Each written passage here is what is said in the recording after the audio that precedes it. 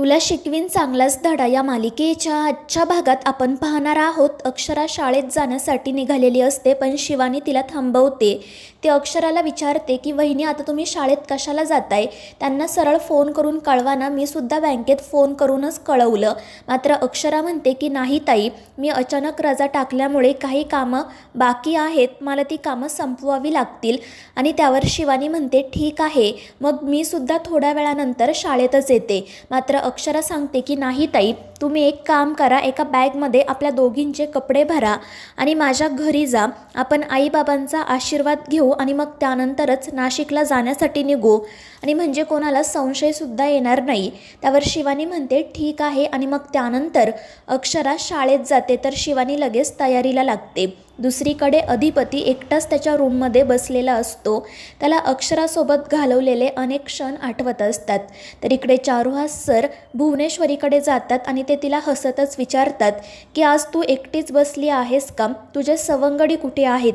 त्यावर भुवनेश्वरी विचारते कोण सवंगडी? त्यावर चारुहास सर म्हणतात की तेच हत्ती, घोडे, निर्जीव प्यादी.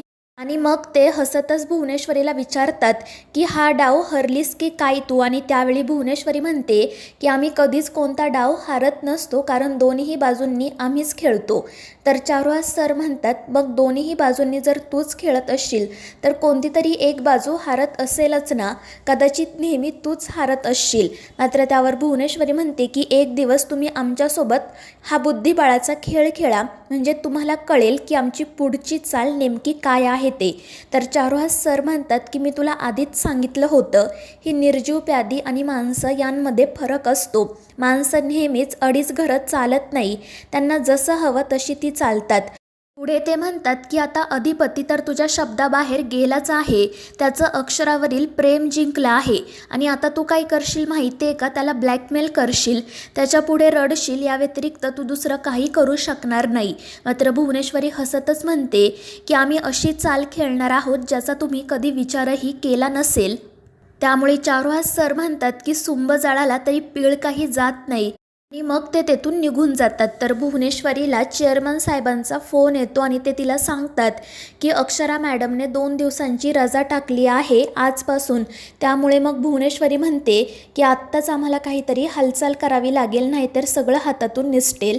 आणि मग त्यानंतर ती लगेच चंचीकडे जाते. चंची तिला विचारते की काय झालं मावशी, काही काम आहे का? आणि त्यावर भुवनेश्वरी तिला सांगते की तू लगेच त्या मास्तरीणबाईंच्या घरी जा, आणि काही झालं तरी त्यांना घरातून बाहेर पडू देऊ नको. त्यावर चंची विचारते पण नेमकं झालंय काय? मात्र भुवनेश्वरी तिला सांगते की तुला जेवढं काम सांगितलं आहे तेवढंच कर, बाकीचे प्रश्न विचारू नको. त्यामुळे मग चंची लगेच शिवानीच्या घरी जाण्यासाठी निघते.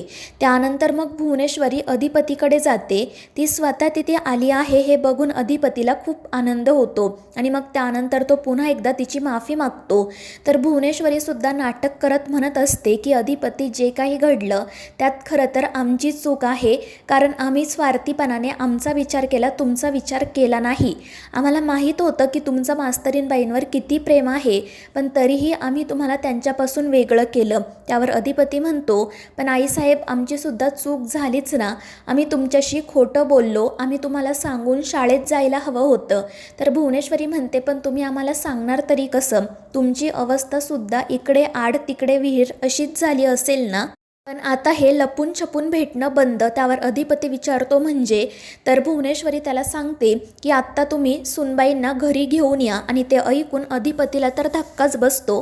त्याचा भुवनेश्वरीच्या शब्दांवर विश्वासच बसत नाही. तो पुन्हा तिला विचारतो की काय बोललात आईसाहेब? आणि त्यावर भुवनेश्वरी म्हणते की आम्ही उगाच सुनबाईंसोबत स्पर्धा करत होतो.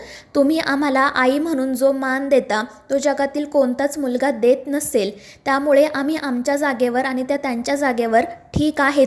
त्यामुळे आता आम्ही असं ठरवलंय की त्यांना दिलेली शिक्षा बास झाली, आता त्यांना तुम्ही पुन्हा मानाने घरात घेऊन या.